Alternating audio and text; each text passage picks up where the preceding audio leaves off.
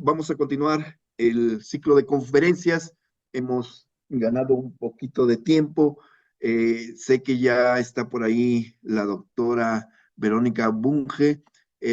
Pido de favor al doctor Demetrio Fernández, si está por ahí, que nos haga favor de presentar a la doctora. Adelante, doctor Demetrio Fernández, por favor. Doctora Sí, Bunge ya tiene como coanfitrión, puede usted compartir su presentación. Adelante, doctor Demetrio. sí, gracias, doctor Robillos. Buenas tardes a todos. Bueno, ya casi tardes, ¿verdad? Bueno, me voy a permitir hacer una semblanza de la doctora Verónica Bunge Vivier. La doctora Bunge Vivier es actualmente la directora de Atención al Cambio Climático en zonas prioritarias de la Secretaría de Agricultura y Desarrollo Rural en México. Entre sus funciones está la de coordinar los esfuerzos interinstitucionales y elaborar insumos que permitan fortalecer la capacidad de respuesta del sector agrícola, pecuario, acuícola y pesquero ante los efectos del cambio climático. La doctora Verónica Bungen estudió biología y obtuvo también un grado de maestría en agronomía en el Centro de Estudios de Regiones Cálidas en Montpellier, Francia, y su doctorado lo hizo en sociología en la UNAM con el análisis del capital social de organizaciones de producción rural. Por más de 20 años, la doctora Bunge ha trabajado en temas relacionados con la planeación ambiental del territorio, con el vínculo entre comunidades rurales y su entorno natural y con la vulnerabilidad social y agrícola en el contexto de cambio climático. Entonces, a continuación, bueno, pues la doctora nos va a hacer una explicación, ¿no? de los antecedentes y enfoques del Plan Estratégico de Cambio Climático de la SADER, ¿verdad? Para promover sistemas agroalimentarios resilientes ante los efectos del cambio climático. Entonces, pues adelante con su presentación, doctora Verónica, y gracias por su asistencia. Muchísimas gracias, gracias doctor Demetrio por la invitación. ¿Y están viendo la presentación? ¿Están viendo en pantalla completa? Sí, es correcto, se ve ¿Ya completo. está? Ok, ok. Bueno, pues muy buenas tardes a todos.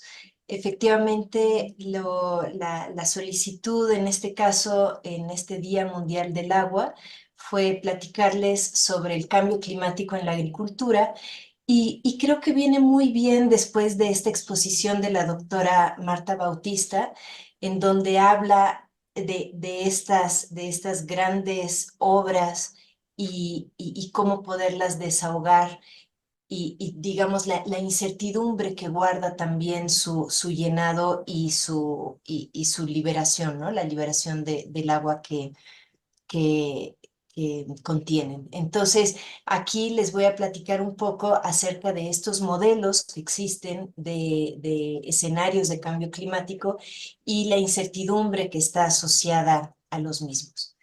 Entonces, si pasa, entonces el contenido de mi plática va a ser hablarles primero del cambio climático a nivel global, nomás déjenme ver el tiempo para no pasarme, el cambio climático a nivel global, después hablar sobre el cambio climático en México, ya en particular qué es lo que está ocurriendo en nuestro país, después comentarles acerca de cuál es la realidad agrícola en México, y finalmente lo que es el cambio climático y su efecto en la agricultura, cómo estos dos, bueno, el fenómeno del cambio climático y la actividad agrícola interaccionan. Entonces, bueno, pues tal vez esta gráfica ya todos la han visto varias veces, es la evolución de las emisiones globales de dióxido de carbono procedentes de combustibles fósiles desde la era preindustrial y cómo esta concentración de dióxido de carbono en la atmósfera pues se ha ido incrementando como resultado de la quema de combustibles fósiles. Aquí podemos ver en esta gráfica lo que es el incremento de la temperatura y cómo la temperatura media global ya supera por octavo año consecutivo 1 °C el valor medio previo a la revolución industrial. Entonces, ya digamos que el calentamiento global ya es un hecho, ya está aquí con nosotros y tiene sus efectos. En 2023, por ejemplo, las temperaturas cálidas batieron récord por 5 meses consecutivos y aquí pueden ver cada punto de esta gráfica representa un mes de un determinado año y los colores marcan una década.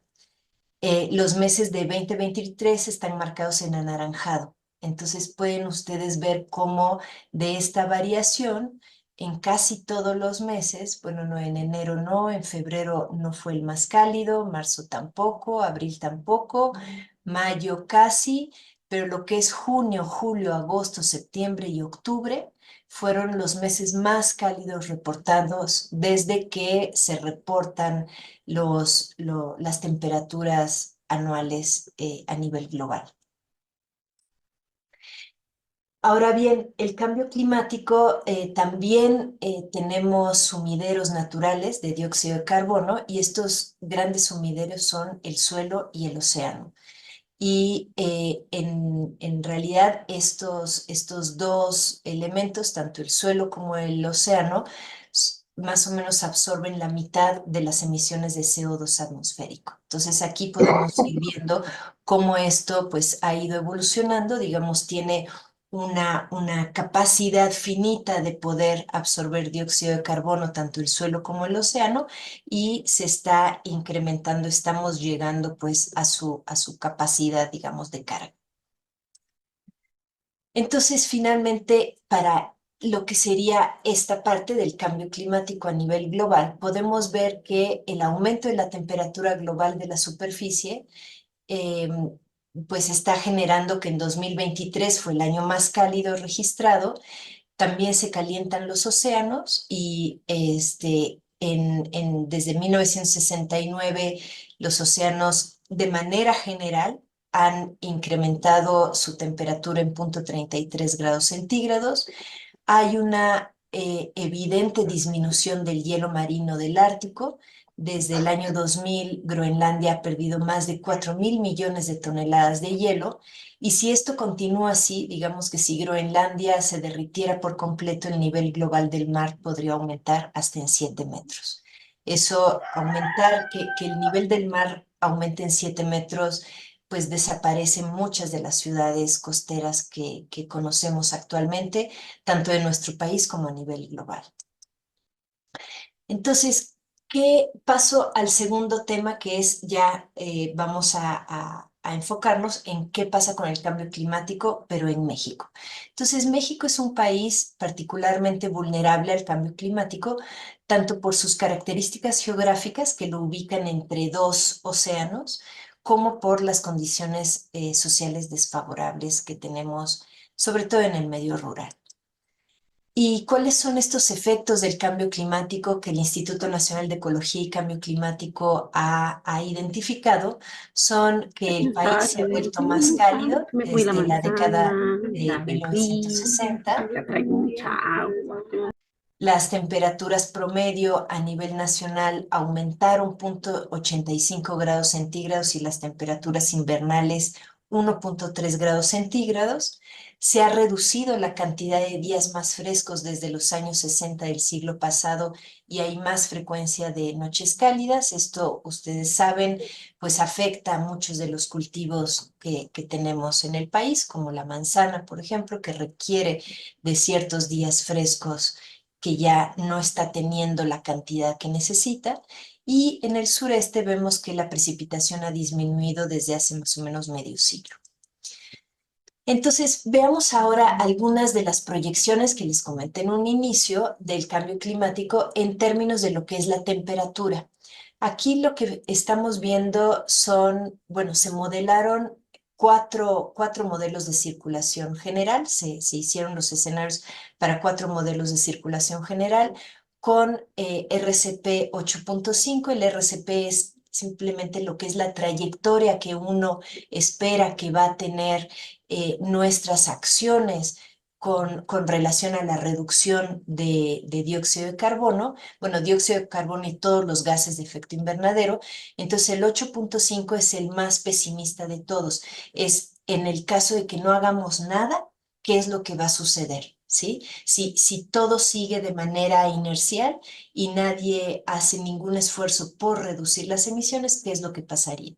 Y estamos utilizando el futuro lejano 2075, 2099, y todo esto es como para tener lo más catastrófico, el escenario más catastrófico que pudiéramos estar esperando, ¿no? Y poder prepararnos para ello. Y con esto de la temperatura, lo que observamos es que todas las proyecciones, es decir, los 4 modelos que se trabajaron, indican un aumento en la temperatura. Sonora, Chihuahua, Coahuila, Nuevo León, Zacatecas, Aguascalientes, San Luis Potosí y Guanajuato tienen un aumento mayor a 6 grados centígrados de acuerdo a estos modelos de circulación general. Pero, ¿qué sucede con la precipitación? Y esto está relacionado justamente con las ponencias anteriores. Bueno, pues las proyecciones ya no son tan eh, evidentes. Tenemos proyecciones que indican tanto aumento como disminución de precipitación y se ve de manera consistente, eso sí, en Coahuila, Sonora y Nuevo León, una disminución superior al 30%. Pero voy a hacer un acercamiento a esta gráfica en donde podemos ver, si se fijan, en todos estos estados, no sé qué tanto alcancen a ver, pero es Campeche, Chiapas, Guerrero, Hidalgo, Oaxaca, Quintana Roo y Tabasco, podemos ver cómo, fíjense bien, la línea o la barra azul es la climatología, ¿sí? La climatología sería, digamos, la normal, lo que precipita normalmente en un año en ese estado, ¿sí? Y tenemos en naranja lo que es el modelo que arrojó la precipitación más baja y tenemos en gris el modelo que arrojó la precipitación más alta. Entre el más bajo y el más alto, vemos que unos nos podrían decir que en Tabasco, en este caso, va a llover más y otros podrían decir que va a llover menos, ¿sí? Entonces, esto nos da una incertidumbre pues bastante grande y se relaciona con lo que comentaban en la ponencia anterior en cuanto a, bueno, ¿qué hacemos? ¿Por qué ya no se construyen presas tan grandes, por ejemplo? Pues yo no sé si esa sea la razón, pero desde el punto de vista de lo que son estos modelajes, tiene todo el sentido, porque al no saber de cuánto tiene uno que construir la presa, cuál debe ser la capacidad de retención de agua. ¿Qué tal si la hacemos demasiado chica y entonces nos desborda o si la hacemos demasiado grande y nunca se llena? Entonces, ese tipo de cuestiones es lo que estamos viendo en un futuro cambiante que nos da el cambio climático. Entonces, en términos de precipitación, la incertidumbre en los escenarios es mucho mayor que cuando se trata de la temperatura. En la temperatura es contundente, está subiendo y va a seguir subiendo. Y en cuanto a la precipitación, va a variar. Algunos lugares va a llover más y en otros lugares va a llover menos. Con esto lo que tenemos es que se hicieron, Conavio hizo un mapa en donde se ven las proyecciones, pero para corto plazo, de la variabilidad climática y nosotros de ese ejercicio que hicieron en Conavio, nosotros lo redujimos para lo que es únicamente la frontera agrícola. Y entonces pueden ver cómo a corto plazo las entidades que tienen una mayor variabilidad, ¿sí? En cuanto a las proyecciones de temperatura y de precipitación a futuro, son que tienen más del 50% de su superficie con esta alta variabilidad, son Sinaloa, Tamaulipas, Tabasco, Sonora, Colima, Aguascalientes, Nuevo León y Guerrero. Sin embargo, como les decía, esta variabilidad climática, estos escenarios en términos de precipitación, nos lleva a una gran incertidumbre y lo que hemos estado trabajando en la Secretaría tiene que ver con los modelos de sequía histórica. Entonces, tomamos el monitor de sequía y vemos desde el año 2003 qué es lo que ha estado ocurriendo año con año y cuáles son los municipios que están teniendo de manera más recurrente tipos de sequía fuerte, extrema o excepcional.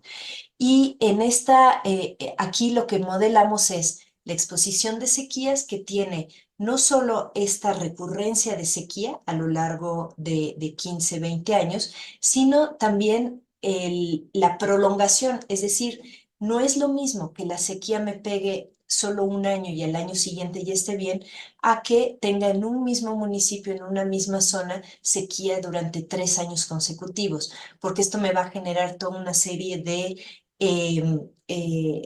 impactos a nivel social que va a implicar la migración de la gente que ya no va a poder seguir llevando a cabo la actividad agrícola y tendrá tal vez que cambiar su actividad y sus fuentes de ingreso.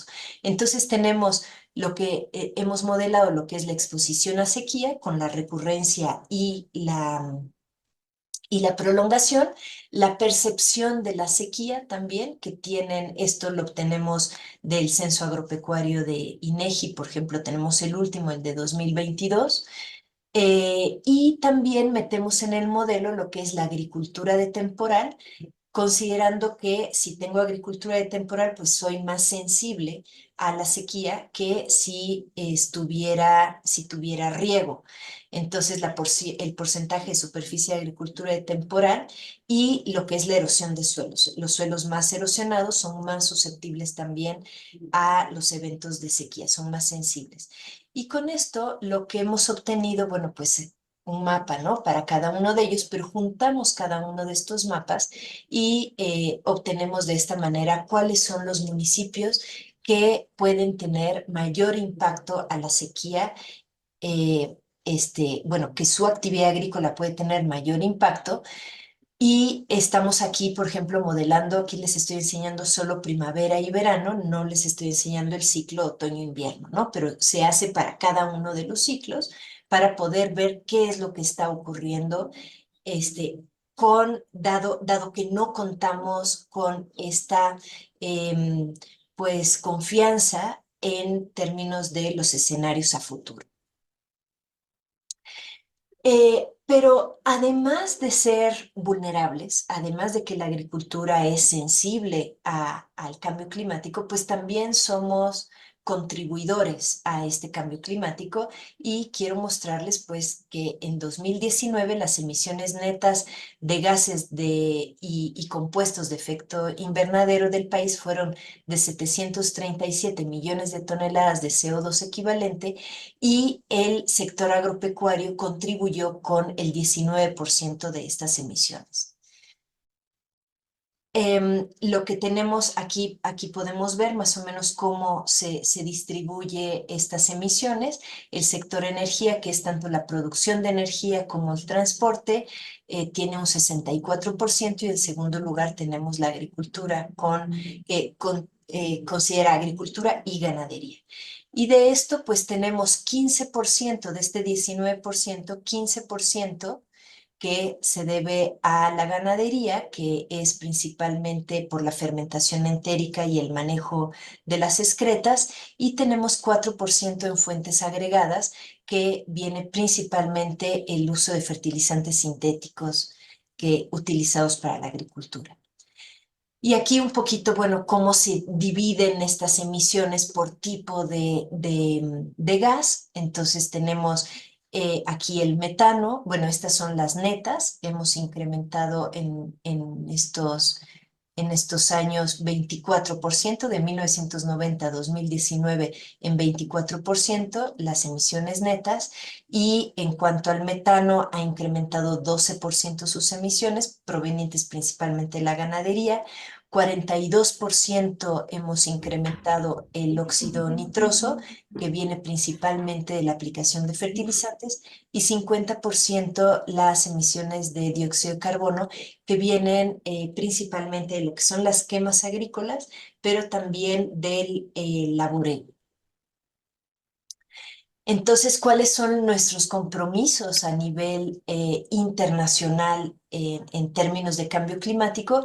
Pues en la última contribución nacionalmente determinada, le llaman NDC por sus siglas en inglés, actualizada en 2022, México aumentó su meta de reducción de gases de 22% a 35% para 2030 con respecto a su línea base. Entonces, si en la línea base nosotros pensábamos, es decir, si no hacemos nada, pensábamos emitir esta cantidad de dióxido de carbono equivalente, la idea es que reduzcamos en 35% lo que se esperaba que íbamos a estar contribuyendo en 2030. No sé si ahí me explico. ¿Y qué le toca a agricultura y ganadería? Pues reducir en un 8%. Igual, su línea tendencial, si íbamos a emitir 150 millones de toneladas, pues tenemos que emitir 8% menos de esas 150 millones de toneladas. Bien, paso al tercer tema que les quería compartir y que una vez que ya vimos qué es lo que pasa en cambio climático a nivel global, qué es lo que pasa en cambio climático en México, ahora cuál es nuestra realidad agrícola y finalmente les voy a decir, bueno, y cómo entonces, dada esta realidad agrícola, le está pegando el cambio climático a la agricultura. Entonces, pues reconocer que tenemos un México dual, un México en donde por un lado tenemos 19% de unidades de producción rural con agricultura empresarial o protegida y por otro lado 81% de unidades de producción rural con agricultura familiar y limitada vinculación a mercados, con un 56.8% de la población rural en pobreza y fíjense, en contrapartida, un 0.3% de unidades de producción rural que generan ventas promedios anuales por 665 mil dólares por unidad de producción al año.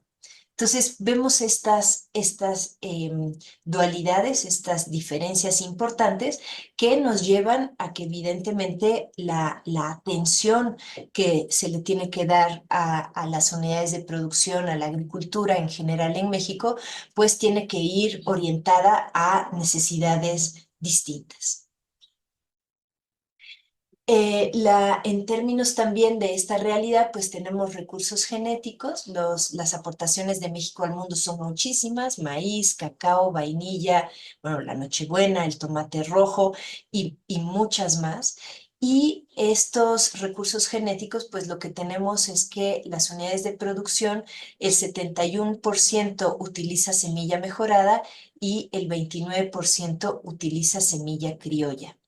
Pero este uso de semilla mejorada y de semilla criolla, digamos, no es parejo en todos los estados. Vamos a ver como Oaxaca, por ejemplo, 80% de sus semillas son de tipo criollo y el 20% es de tipo mejorado. Entonces, esto lo que nos lleva es un poquito a ver, a veces las semillas criollas tienen mayor plasticidad para adaptarse al cambio climático, pero a veces las semillas mejoradas pues tienen una resistencia específica, por ejemplo, a la sequía o a una determinada plaga y también puede sacarnos de apuros.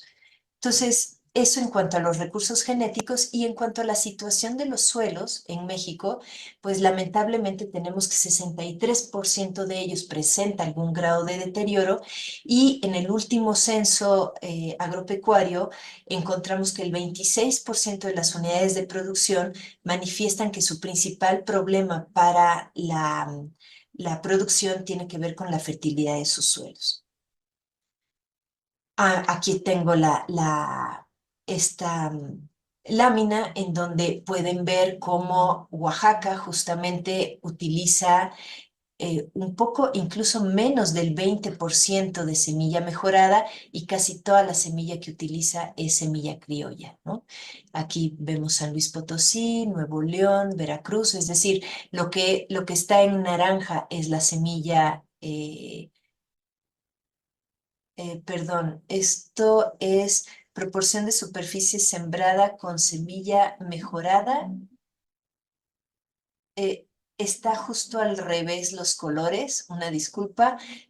Oaxaca es quien utiliza más semilla criolla versus mejorada y tenemos a Sonora que utiliza más semilla mejorada y mucho menos criolla. Aquí en cuanto al agua, pues seguramente ya se ha estado comentando cuál es esta realidad que tenemos, la disponibilidad del agua. En México existen 653 cuerpos de agua subterráneos, de los cuales 157 están sobreexplotados y de los ríos y los lagos se extrae el 63% del agua con fines antrópicos y quien se lleva la mayor cantidad del agua para las actividades es sin duda la agrícola con un 76%. Entonces, ¿cuáles son los principales desafíos que tenemos en la agricultura en México? Pues igualmente, de acuerdo al Censo Agropecuario 2022, vemos que los problemas que afectaron el desarrollo de la actividad agropecuaria fue 89%, reportaron que fue por los altos costos de insumos y servicios y 30% por pérdida de fertilidad del suelo.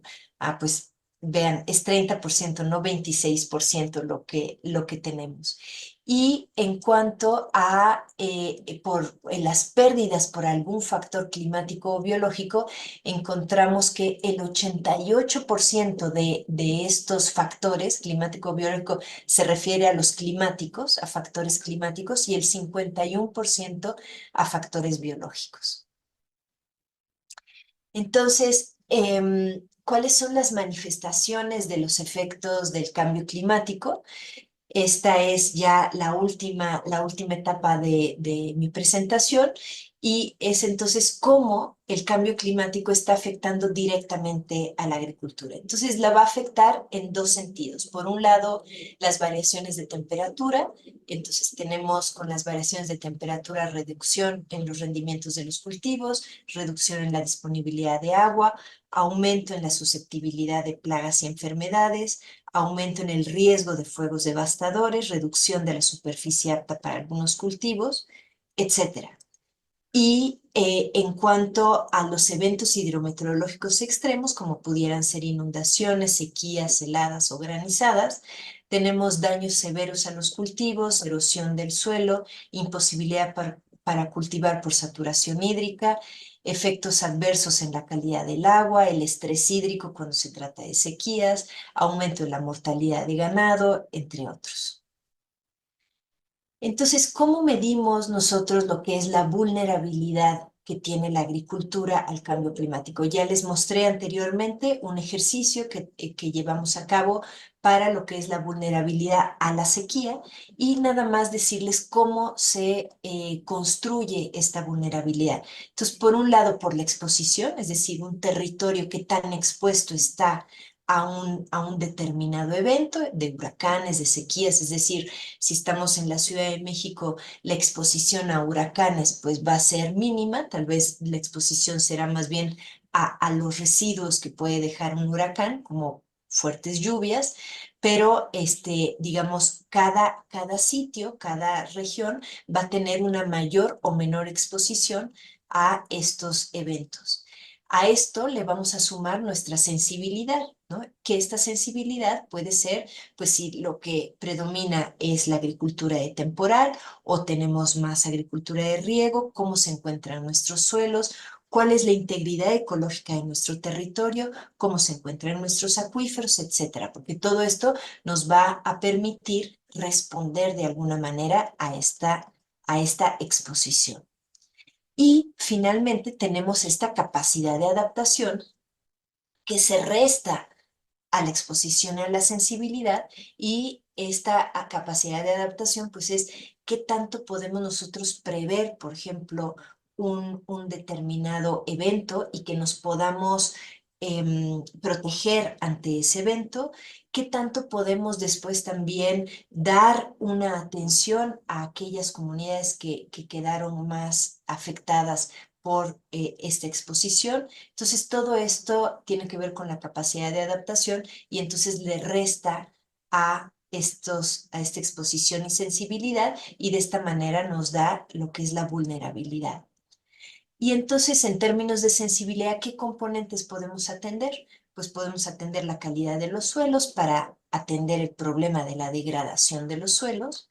Podemos atender como sensibilidad, ver la disponibilidad del agua. Entonces, ¿qué tanta sobreexplotación y contaminación de cuerpos de agua tenemos en un determinado territorio?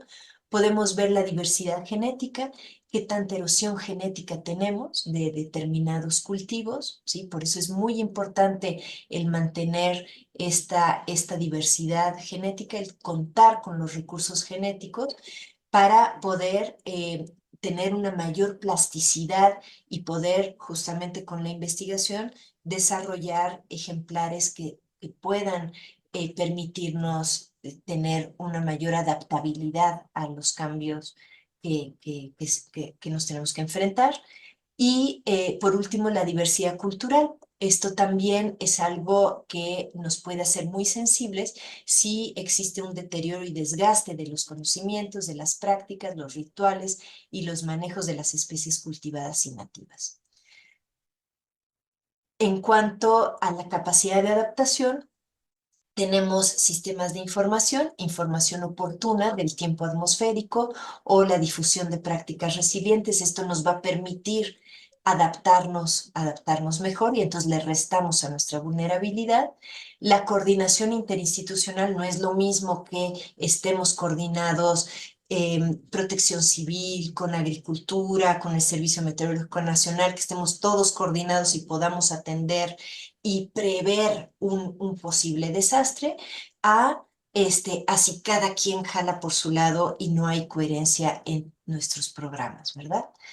Y el otro aspecto que nos permite adaptarnos, pues tiene que ver con estas sinergias con las capacidades locales. Partir de lo local, cuáles son los intereses, las necesidades y las oportunidades. Como veíamos, México es un mosaico de realidades. No podemos pretender que una política o una estrategia funcione de igual manera en una zona que en otra, y sumarnos a lo que ya se esté llevando a cabo y haciendo a nivel local. Entonces, esta es de mis últimas láminas, y nada más decir, bueno, el cambio climático y su efecto en la agricultura, o también la agricultura y su efecto en el cambio climático. Entonces, nada más aquí les muestro, por ejemplo, un poco lo que es la huella de carbono de algunos alimentos. El filete de ternera, pues se lleva por mucho la cantidad de CO2 que pudiera estar emitiendo. Aquí lo que vemos son las emisiones de gases de efecto invernadero por kilogramo de alimentos y bebidas seleccionados en kilogramo de CO2 equivalente. Cuando hablo de dióxido de carbono equivalente, estoy hablando de, supongamos, tenemos el metano, el óxido nitroso, el CO2, y la idea es que, por ejemplo, el metano, una molécula de metano equivale a 32 moléculas de dióxido de carbono en términos de su capacidad calorífica, y una molécula de óxido nitroso equivale a 272 moléculas de dióxido de carbono en términos de su capacidad calorífica. Entonces, cuando hablamos de dióxido de carbono equivalente, ya se hizo como la conversión. Si aquí lo que está generando principalmente es metano, bueno, pues ya se hizo la equivalencia con dióxido de carbono, ¿no? Y tenemos aquí también la huella hídrica de estos alimentos, de la carne, pues se llevan también la gran cantidad de agua, y después tenemos legumbres, cereales, frutas, hortalizas con menos consumo de agua. Entonces, en conclusión, bueno, pues para atender lo que es el cambio climático en la agricultura, tenemos que ver al sistema con un enfoque, ahora sí que integral, en el cual vemos la biodiversidad, el agua, el suelo, la cultura, todos estos elementos, cómo interactúan entre sí. Vemos también que no podemos nada más circunscribirnos a lo que es la realidad de algunos individuos, sino que de estos individuos en su contexto local, el contexto local en su contexto nacional y el nacional en el global, para ver cuáles son las oportunidades que se presentan en cada una de estas escalas, micro, meso y macro. Sin duda tenemos que partir también de los intereses y necesidades de los diferentes actores. Aquí no vamos a poder únicamente el gobierno atender este aspecto. Necesitamos de la academia, necesitamos de la sociedad civil, necesitamos del capital privado, de las empresas, y entre todos poder atender esta situación. Y finalmente, para lograr un aprovechamiento racional de los recursos naturales, el cuidado del patrimonio biocultural y las sinergias con lo local. Por último, nada más hacer aquí una propaganda que no contraviene la veda electoral a la cual estamos sujetos en este momento los funcionarios públicos, y es nada más que contamos con el Plan Estratégico de Cambio Climático para el Sector Agroalimentario, el PLECA, que su objetivo es dar dirección y coherencia a las acciones del sector con el fin de promover sistemas agroalimentarios justos, diversos, sustentables, incluyentes y bajos en emisiones de carbono y resiliente a los efectos del cambio climático. Y este plan estratégico cuenta con 11 directrices que están clasificadas en aquellas que contribuyen a la adaptación del sector, las que contribuyen a mitigación y las que son sinérgicas entre adaptación y mitigación. Entonces los invitamos a consultar la página, el portal de la Secretaría de Agricultura, buscar ahí el PLECA y poder ver cómo en este plan estratégico la idea es poder tener algunas directrices que sean transversales y que sean de largo plazo. Y sin más, muchísimas gracias por su atención. Muchas gracias, doctora Verónica Bunge, por su presentación tan ilustrativa de los problemas, ¿no?, que se tienen sobre los efectos, ¿no?, del cambio climático en la agricultura. Y bueno, pues para hacer, si alguno de los presentes tiene algún comentario, alguna pregunta para la doctora, por favor. A ver, por aquí veo que se enciende algún micrófono. Doctor Exebio. ¿Qué dice Demetrio? Sí, vi que se encendió tu micrófono. Buenas tardes. Sí, sí, sí. Bueno, hay la parte de estrategias para abordar los problemas del cambio climático en la agricultura. Quisiera que nos comentara, ¿no?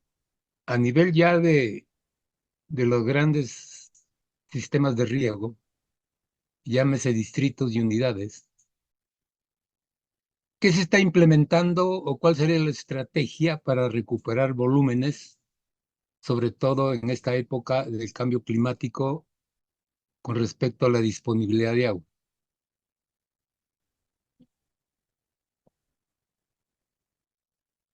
Gracias. Gracias por la pregunta. Digamos que para recuperar volúmenes es un tanto difícil lo que se está haciendo, sobre todo si estamos hablando a nivel de distritos de riego o de unidades de riego, porque las cantidades son enormes, lo que se requiere. Se han hecho algunos esfuerzos un poco polémicos sobre lo que es la cuestión de el bombardeo de nubes, pero sin duda aquí lo que tenemos que ir viendo es de qué manera hacemos un uso óptimo de esta tecnología, estar cambiando lo que es la tecnología de aspersión por tecnología de riego por goteo, tecnificar también el sur, que el sur ha estado bastante olvidado y casi todos los distritos los tenemos en la parte norte.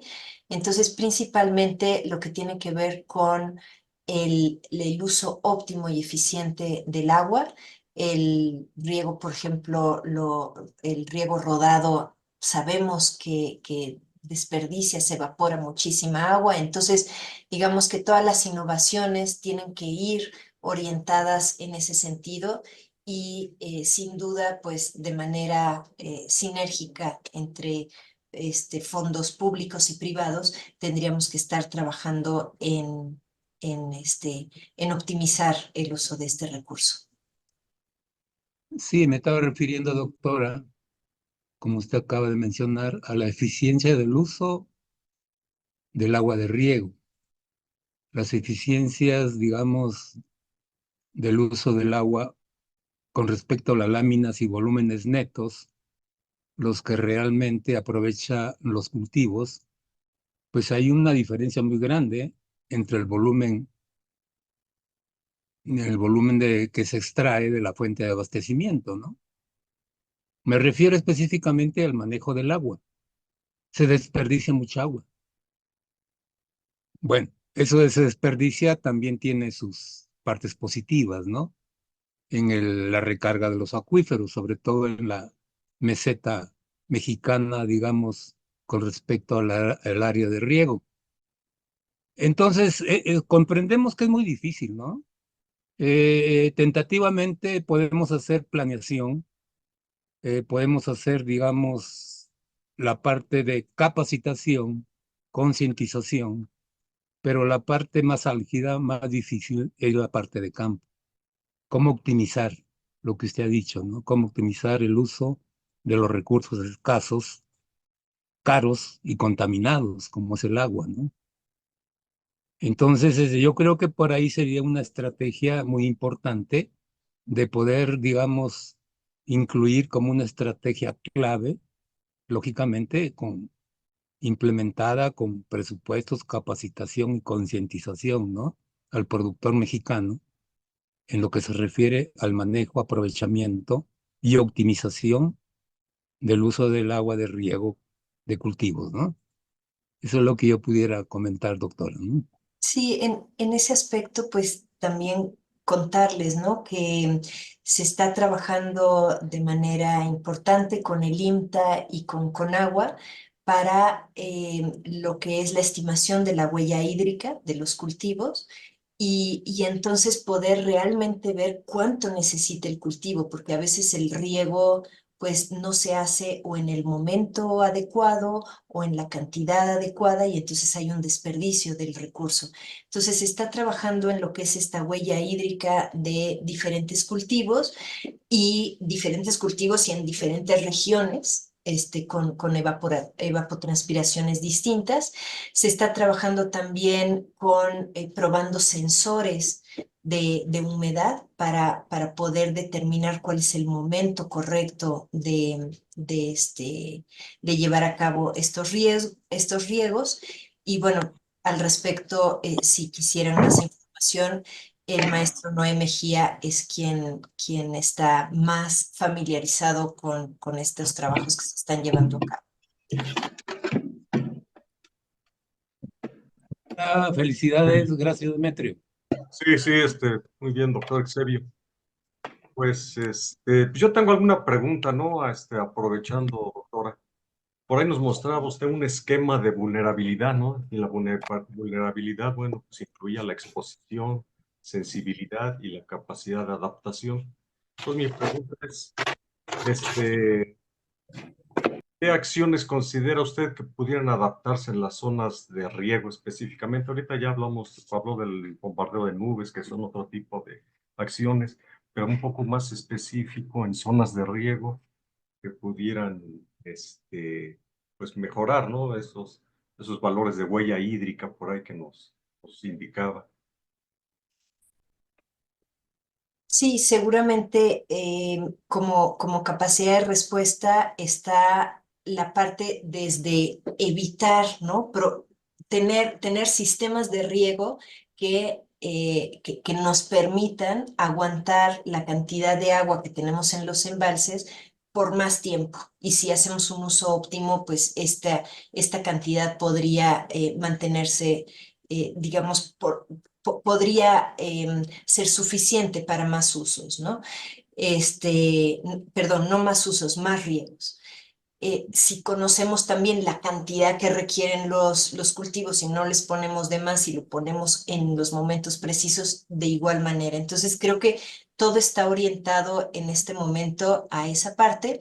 Hemos estado trabajando no solo con las unidades de riego y los distritos de riego, sino también con productores de temporal, todo lo que son las proyecciones de estacionales de precipitación y entonces poderles anticipar cómo vienen los siguientes 3 meses en términos tanto de temperatura como de precipitación, y con esa información ellos poder decidir si conviene el cultivo de una variedad de ciclo corto o una de ciclo largo, en qué momento sembrar, qué tipo de prácticas agronómicas llevar a cabo, si conviene o no hacer algunas terrazas porque se esperan, por ejemplo, fuertes lluvias, o al contrario, dejar material orgánico en el suelo para mantener mayor humedad porque se prevén canículas fuertes. Digamos, toda esta información es la que se provee en estas, se llaman mesas técnicas agroclimáticas, en las que pues el productor tiene más información para la toma de decisiones y le permite una mayor resiliencia a los efectos del cambio climático. Muy bien, muchas gracias, doctora, por su Doctor respuesta. Demetrio, el Sí, doctor Héctor Flores tiene levantada la mano y parece antes, que permite, vamos a darle la palabra al maestro Noé Mejía, que es de la Secretaría y está llevando la coordinación del grupo de trabajo de huella hídrica. Adelante, maestro Noé.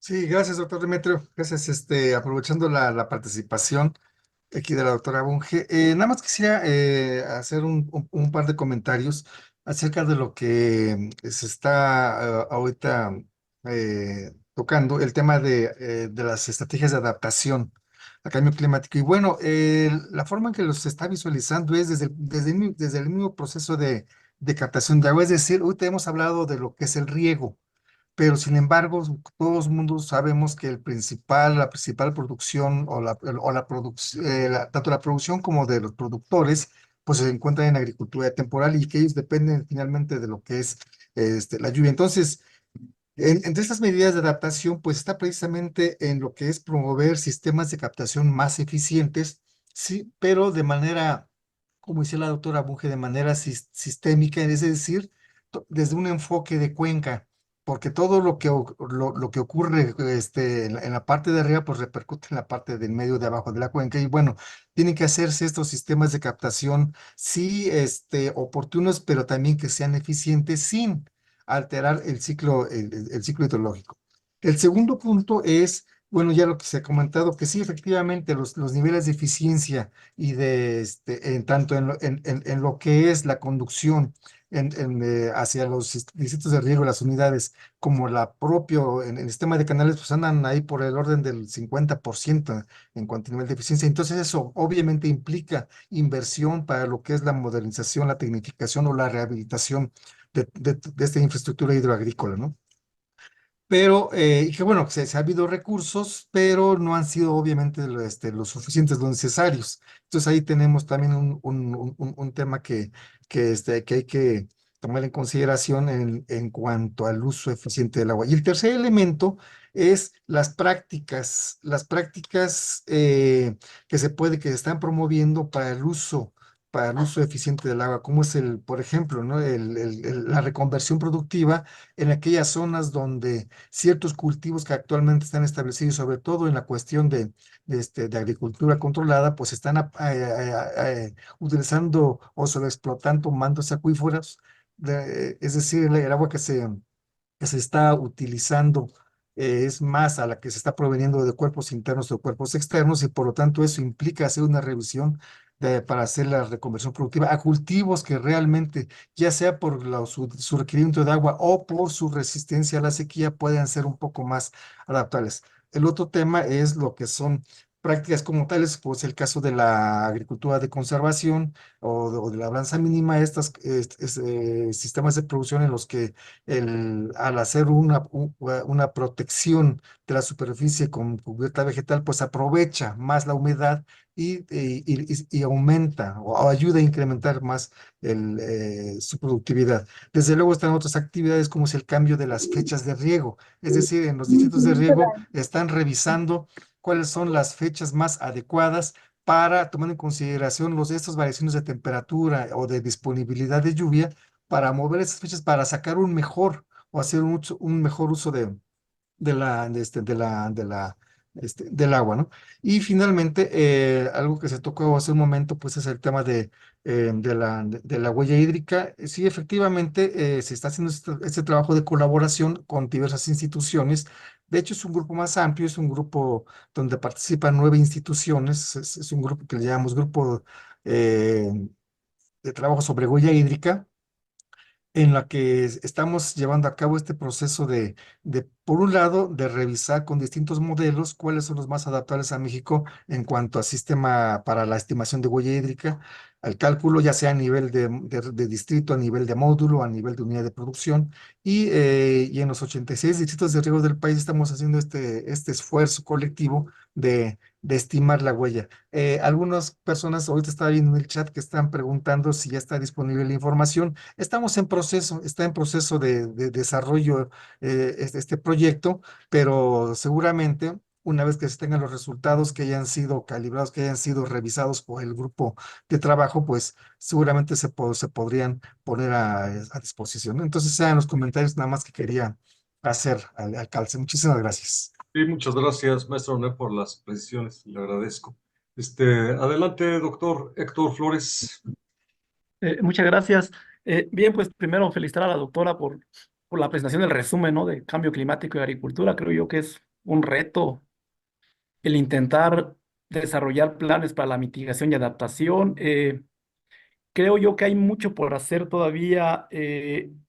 Por ahí en los escenarios de cambio climático que se tenían para nuestro país, donde estaban de manera, digamos, amigable, disponibles para los investigadores y poder simular la evapotranspiración, simular el crecimiento de los cultivos y rendimiento. Y creo yo que esos escenarios, esa información no existe para los nuevos escenarios. Creo yo que tendrían que haber esfuerzos por los investigadores y el sector gobierno para poner de manera simple el tener acceso a estas bases de datos de escenarios de cambio climáticos con información de temperatura máxima, mínima, radiación, viento, con lo cual los investigadores pudiéramos simular qué le va a pasar a un maíz en tal región de acuerdo a escenarios de cambio climático. Creo que nos falta mucho. Yo he visto bases de datos de Europa donde a nivel para todo un país están las rejillas, descarga una información y puede simular.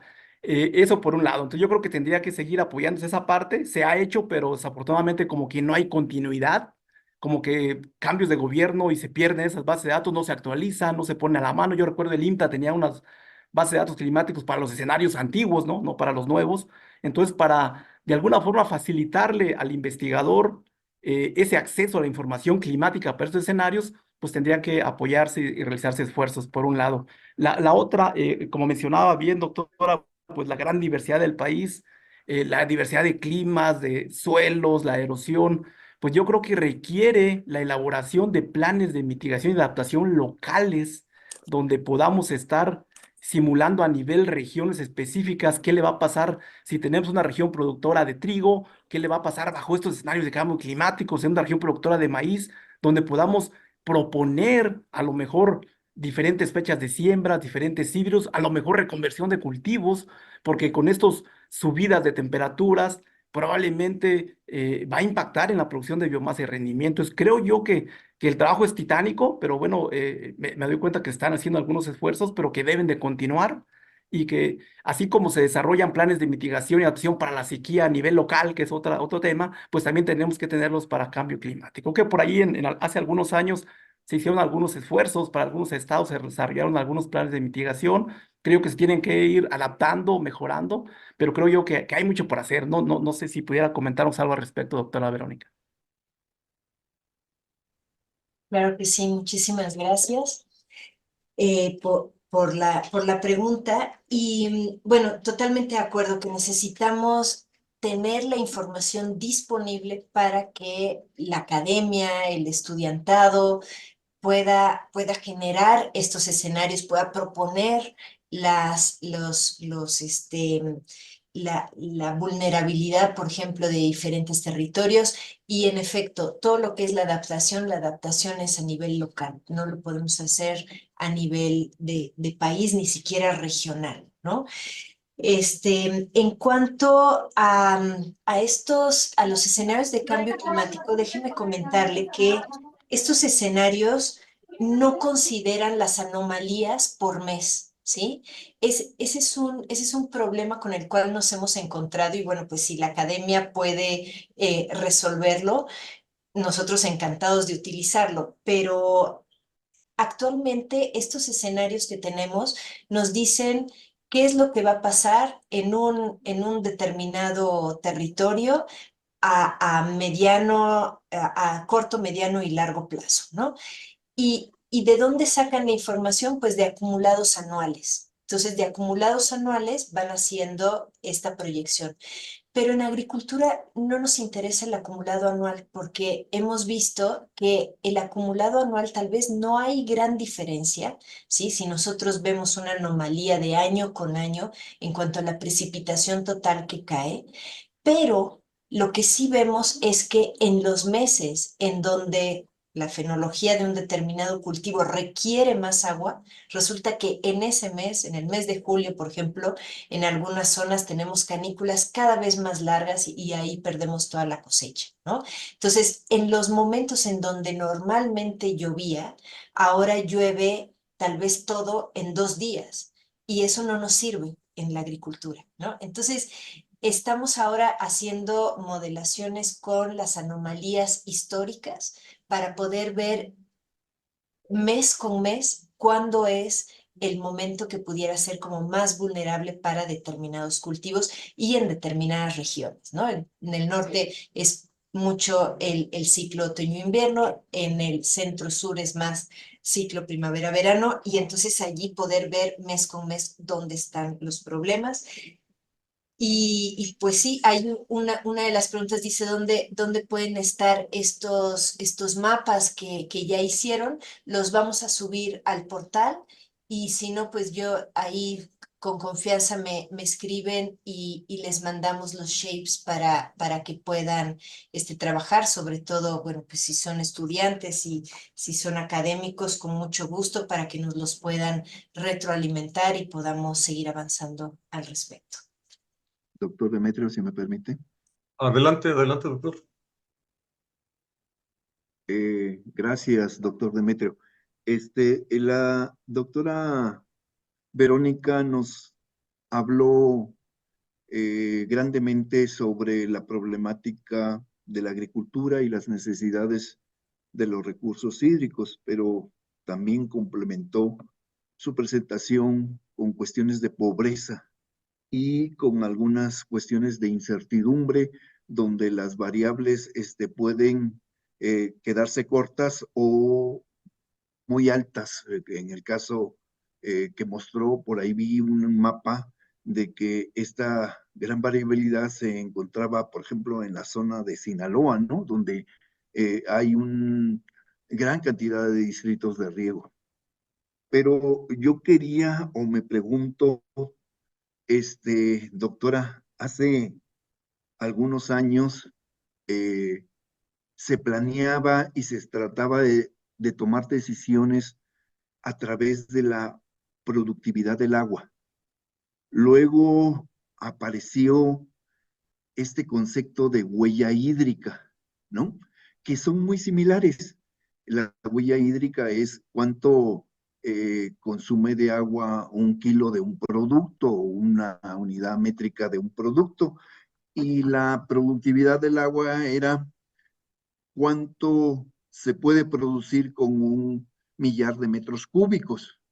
Pero algunas veces se planeaba y se consideraba para la toma de decisiones no la productividad física, sino la productividad económica, porque si nosotros nos enfocamos a la productividad física como la huella hídrica y como a veces la productividad por tonelada, nos estamos olvidando de la pobreza y de la rentabilidad y de la sostenibilidad de los sistemas agrícolas. En este sentido, no sé, sí es bueno tener la huella hídrica, pero ¿cómo va a cambiar la toma de decisiones si tenemos una huella hídrica y antes teníamos una productividad económica del agua? ¿Cómo vamos a cambiar o tomar las mejores decisiones? ¿Con qué parámetro? Es lo que a veces me pregunto, ¿no? Y otro de los aspectos es si hay una gran variabilidad de llover mucho o llover poco, o tener más agua o menos en ciertas zonas, como lo mostró en su mapa, donde habían puntos rojos y puntos verdes. Además, hay cada vez inundaciones. Como dice usted, hay veces en que todo lo que llueve, lo que llovía en un ciclo, pues llueve en 3 días, ¿no?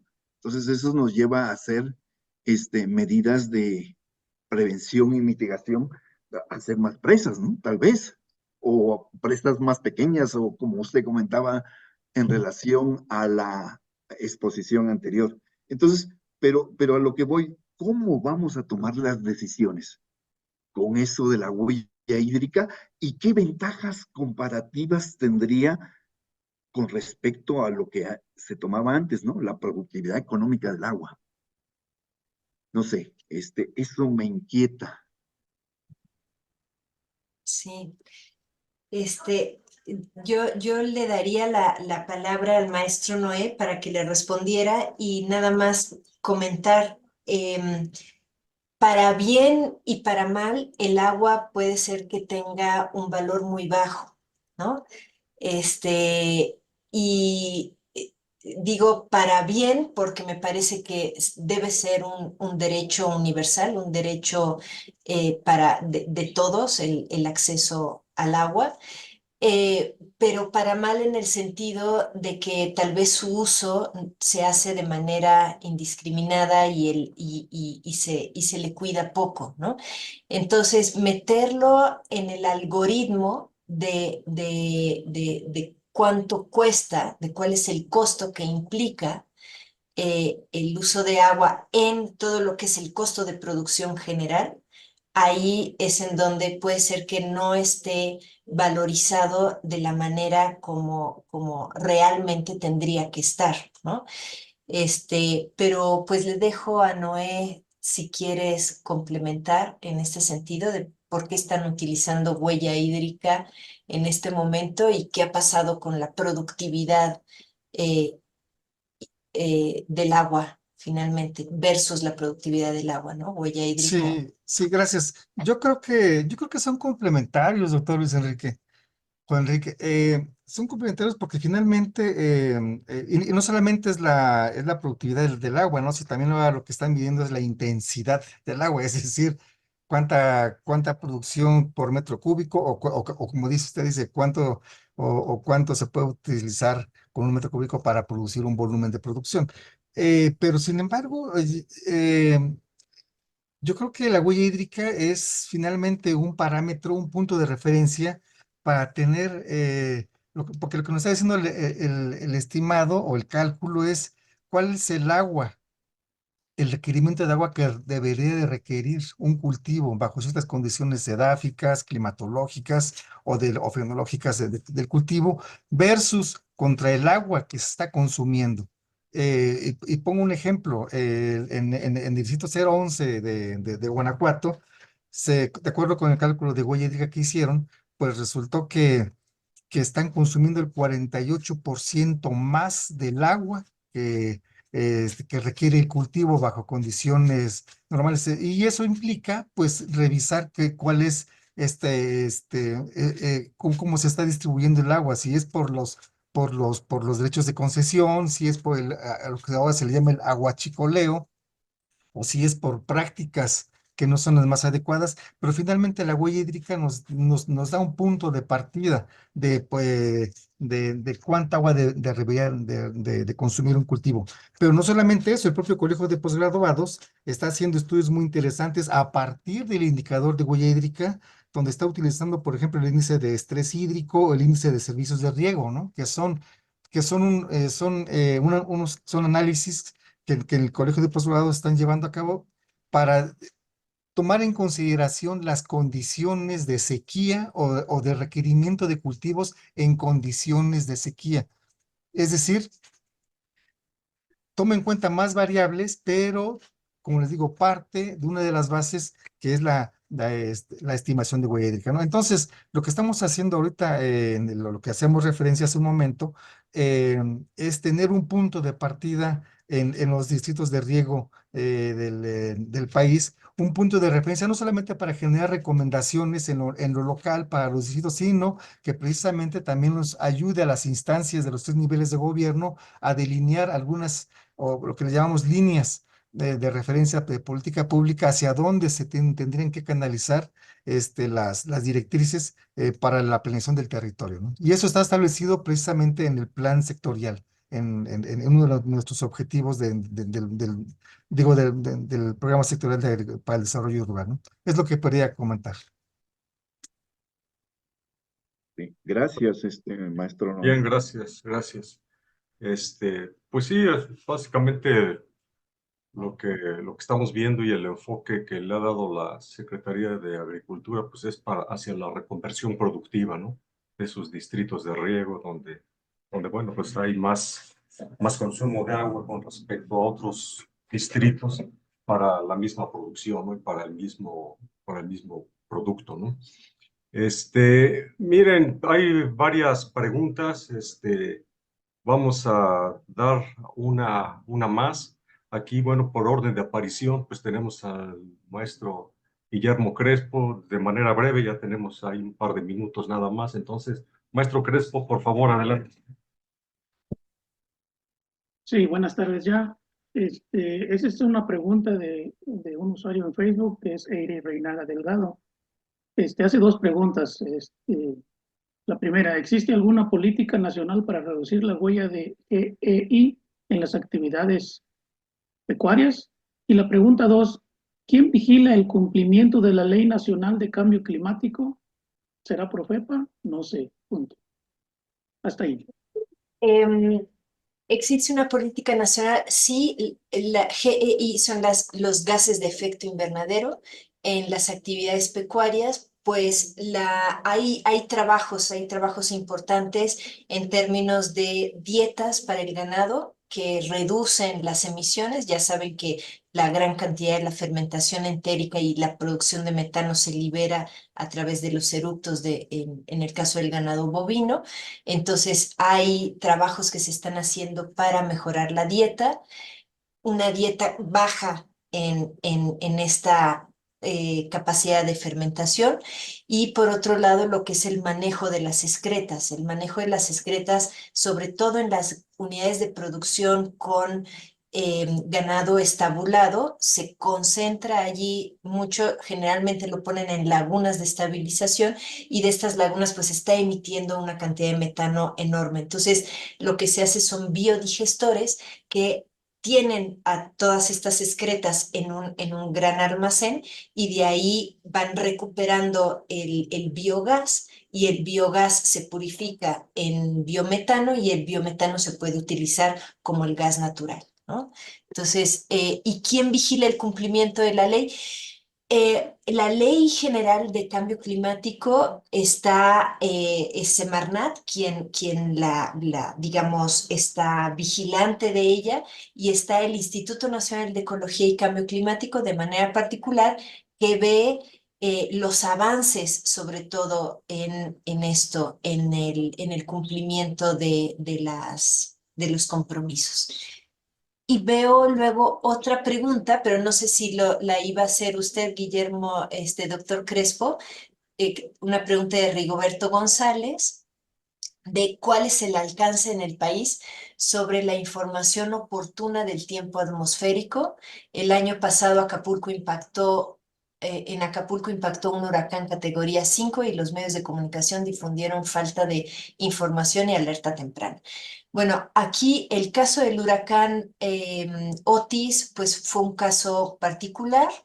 Eh, bueno, ¿quiere que las responda por escrito o lo respondo por No, aquí? adelante, yo creo que ya está. Ah, ok, entonces estas las respondo así de manera oral.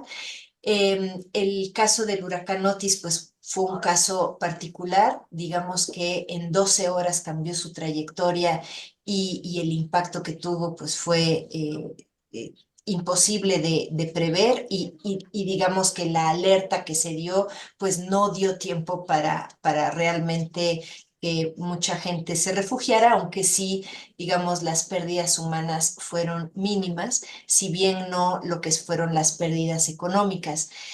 ¿Qué es lo que qué podríamos hacer para evitar esto? Bueno, número uno, no construir a nivel de línea de costa. Todos estos grandes hoteles que fueron muy impactados es porque quitaron los manglares, quitaron lo que es las dunas, todo lo que tiene que ver con los ecosistemas naturales que sirven para amortiguar los embates de eventos meteorológicos extremos, pero también tenemos toda una deforestación de una gran cantidad de lomeríos que hay en Acapulco y como mencionaba el maestro Noé Mejía hace un rato, todo lo que es la gestión del agua no se hace únicamente con tuberías, ¿no? Sino que la gestión del agua se tiene que hacer integrando todo lo que son los ecosistemas, la parte de la biodiversidad, de los suelos, para poder tener un mayor control de esto. El aeropuerto pues está construido en una zona de inundación, ya se sabe que está en una zona de inundación, entonces no nos debe de sorprender que se inunde cada vez que venga un huracán fuerte. Tenemos muchos asentamientos humanos también en zonas de inundación o zonas con peligro de deslave. Entonces ahí también pues hay toda una cuestión de que requiere ser atendido y la planificación de Acapulco pues tiene que atender todos estos aspectos para ser más resiliente y menos vulnerable a estos embates que van a ser cada vez más frecuentes. Eso sin duda, ¿no? Ok, muchas gracias, doctora. Bueno, pues ya nos pasamos del tiempo y ya por ahí está nuestro siguiente participante. Entonces, bueno, pues quiero aprovecharlo para agradecer a través suyo a la doctora Sol Ortiz, ¿verdad? Que es la directora general de Políticas y Prospección al Cambio Climático, y también al maestro Mejía, ¿no? Coordinador del Grupo de Trabajo de Huella Hídrica, pues por hacer posible, ¿no? Esta interesante presentación que usted nos hace. Y también pues para reiterar el apoyo, ¿no? De aquí de Hidrociencia hacia la Secretaría de Agricultura dentro de nuestro personal del posgrado. Bueno, pues tenemos personal con amplia experiencia, ¿no? En acciones de manejo del agua para, para el riego, para su uso eficiente, para la conducción, para la aplicación oportuna de riego, para reducciones de percolación, evapotranspiración, y en fin, todas estas situaciones que, bueno, pues en estas determinaciones de huella hídrica y para reducir esa huella, pues son importantes. Entonces, bueno, pues reiterar a nuestra cabeza de sector nuestra disponibilidad de participar, ¿no? En estas acciones. Y bueno, pues muchas gracias, doctora, y adelante, doctor Rubiños. Muchas gracias, doctor Demetrio. Muchas gracias a la doctora Verónica Bunge. Como lo ha expresado el doctor Demetrio, estamos en la mejor disposición para seguir colaborando con ustedes. Se refiere a agua. Es un tema muy interesante, con múltiples aristas, pero en hidrociencias hay expertos en distritos de riego, unidades de riego, planeación, planes de manejo y todas esas cosas que por años hemos colaborado con la Comisión Nacional del Agua y con Secretaría de Agricultura. Doctora Verónica Bunge, pues muchas gracias y felicitarla por esta brillante exposición. Igualmente reiterar nuestros saludos a la doctora Sol Ortiz, que por cuestiones de agenda no pudo estar con nosotros, pero que estuvo muy bien representada por usted. Bien, un abrazo, muchas gracias y seguimos en Gracias. contacto. Palabras finales, doctora, para su intervención. La agradecida soy yo. Muchísimas gracias por esta oportunidad y un gusto poder participar en este foro. Hasta luego, buena tarde. Gracias, doctora. Gracias.